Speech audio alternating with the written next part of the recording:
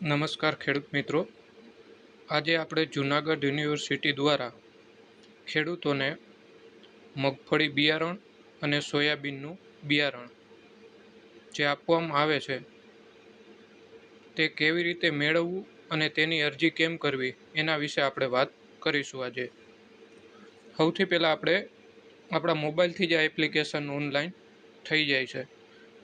તો Google open કરવાનું છે. ગૂગલની અંદર જૂનાગઢ યુનિવર્સિટી આ સર્ચ કરશો એટલે એક આવો વિન્ડો ઓપન થશે. આની અંદર જૂનાગઢ એગ્રીકલ્ચર યુનિવર્સિટી ઉપર ક્લિક કરવાનું છે. ત્યારબાદ એક આવો વિન્ડો ઓપન થશે. આની અંદર આપણે જોઈ શકીએ છીએ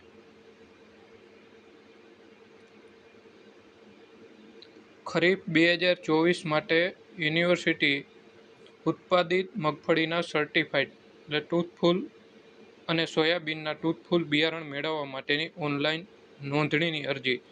આજે આવું લખ્યું છે, આની ઉપર તમારે ક્લિક કરવાનું છે. ત્યારબાદ એક આ વિન્ડો ઓપન થશે. આની અંદર ઓનલાઈન અરજી કરતી વખતે પહેલાં આપણે શરતો બધી વાંચી લેવાની છે. ત્યારબાદ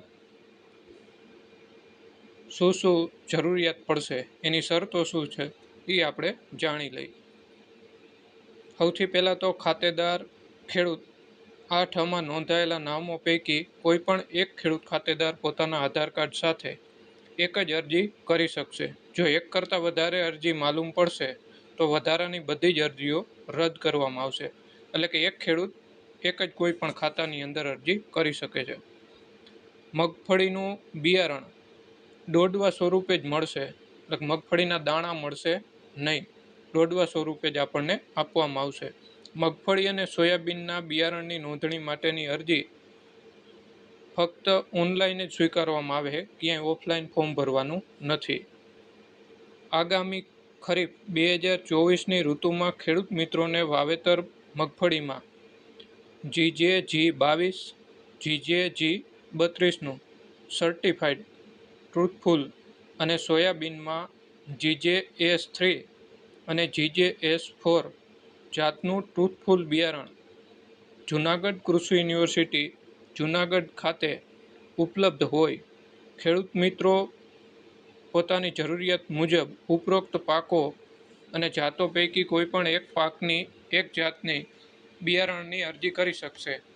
જે જાત માટે અરજી કરી હશે એ જ જાતનું બિયારણ મળવાપાત્ર થશે.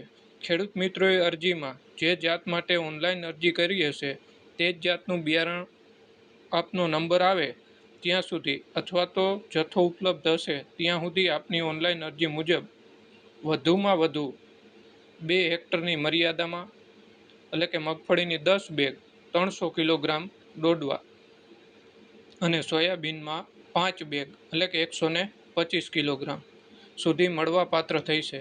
2 હેક્ટરની મર્યાદા એટલે કે મગફળીમાં 20 ગુઠા જમીને 1 બેગ, તે મુજબ 20 ગુઠાના ગુણાંકમાં બેગો મળવાપાત્ર થાય છે. જ્યારે સોયાબીનમાં 40 ગુઠા જમીને 1 બેગ અને તે મુજબ 40 ગુઠાના ગુણાંકમાં બેગો મળવાપાત્ર થાય છે.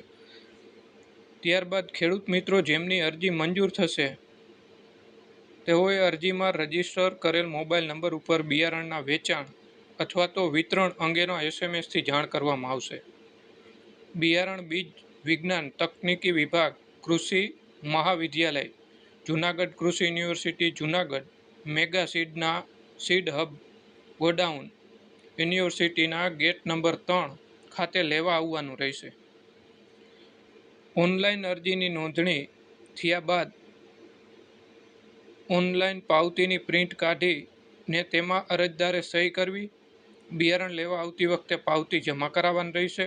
તેમજ બિયારણ લેતી વખતે અરજીમાં દર્શાવેલ પુરાવા જેવો કે આપણું આધાર કાર્ડની નકલ, જમીનનો આઠ, તાજો 6 મહિનાથી જૂનો હાલશે નહીં. પછી બેંકની પાસબુકમાં પ્રથમ પાનાની એટલે કે અરજદારનો ખાતા નંબર હોય, બેંકનો IFSC કોડ વંચાઈને એવો હોવો જોઈએ. અરજીની પહોંચ સાથે રજૂ કરવાનો રહેશે. ઉપરોક્ત બધા પુરાવામાં ખેડૂત ખાતેદારની અટક અને નામ સરખા હોવા જરૂરી છે. જો ફેરફાર રહેશે તો અરજી માન્ય ગણવામાં આવશે નહીં. બિયારણ ખરીદી માટે ખેડૂત મિત્રોને ફાળવવામાં આવેલ તારીખ એ જ બિયારણ મળશે. એટલે કે ખેડૂત મિત્રોને તારીખો બિયારણ લેવા આવવા માટે ફાળવવામાં આવે તે તારીખે જ લઈ જવાનું રહેશે. અન્યથા તે તારીખ બાદ ખેડૂત મિત્રની અરજી અમાન્ય ગણવામાં આવશે અને તે ખેડૂતને ત્યારબાદ બિયારણ ખરીદીનો લાભ આપવામાં આવશે નહીં. બિયારણની ફાળવણી માટે આપના દ્વારા કરવામાં આવેલ ઓનલાઈન અરજીની ચકાસણી બાદ અધિકૃત કોમ્પ્યુટરાઇઝ સિસ્ટમથી રેન્ડમાઇઝેશન ડ્રો કરવામાં આવશે અને તે મુજબ બિયારણ વિતરણ કરવામાં આવશે.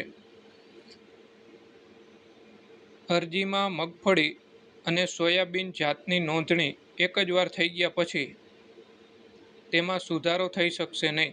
જ્યારે તે સિવાય ભૂલ રહી ગઈ હોય તો અરજી કરવાના સમયગાળા દરમિયાન સુધારી શકાશે.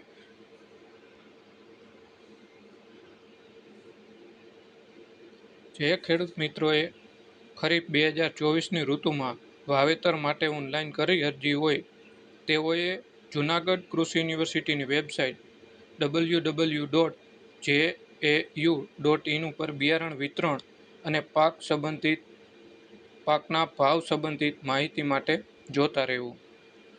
એ સિવાય આપણને બિયારણ માટેની માહિતી માટે કામકાજના દિવસો દરમિયાન આપણે ફોન કરવો હોય તો એમાં આ નંબર આપેલો છે. આની ઉપર તમે ફોન કરી શકો છો. હવે આપણે જોશું કે ઓનલાઈન અરજી કેમ કરવી. અહીંયા નીચે જ આ પેજની અંદર જ ખુલેલું છે. તમારે દરેક માહિતી કાળજી અને ચોકસાઈપણે ભરવી. સૌથી પહેલાં આપણા ખેડૂતનું પૂરું નામ લખવાનું છે. ત્યારબાદ અહીંયા આધાર કાર્ડનો નંબર લખવાનો છે, મોબાઈલ નંબર લખવાનો છે, ફરીથી મોબાઈલ નંબર રીટાઈપ કરવાનો છે. પછી ઈમેલ એડ્રેસ જો હોય તો નાખવાનું, નકર જરૂરી નથી. પછી બિયારણની પસંદગી કરો. એની અંદર આપણે જે મગફળીનું સોયાબીનનું બિયારણ જોતું હોય એવું આવો એક વિન્ડો ઓપન થશે. આમાંથી આપણે જે જોતું હોય એ લઈ શકીએ. ત્યારબાદ બેંકનું નામ, બેંકનો એકાઉન્ટ નંબર, IFSC કોડ, જિલ્લો, જે આપણું જમીન ખાતાની જે જિલ્લાની અંદર હોય એ જિલ્લો પસંદ કરવાનો છે. પછી તાલુકો, પછી ગામ, 8 પ્રમાણે ખાતા નંબર, ફરીથી ખાતા નંબર અને આપણું છેલ્લે આ સોગંદનામું અહીંયાથી કરવાનું છે અને સબમિટ કરશો એટલે અરજી સેવ થઈ જશે અને અરજીની પ્રિન્ટ કાઢી લેવાની છે. ત્યારબાદ અરજી આપણી પાસે સાચવીને રાખવાની છે. જો આ માહિતી તમને સારી લાગી હોય તો બીજા ખેડૂતને પણ મોકલો, જેથી કરીને જૂનાગઢ કૃષિ યુનિવર્સિટીની મગફળી અને સોયાબીનના બિયારણની એ પણ ખરીદી કરી શકે. Thank you. આભાર.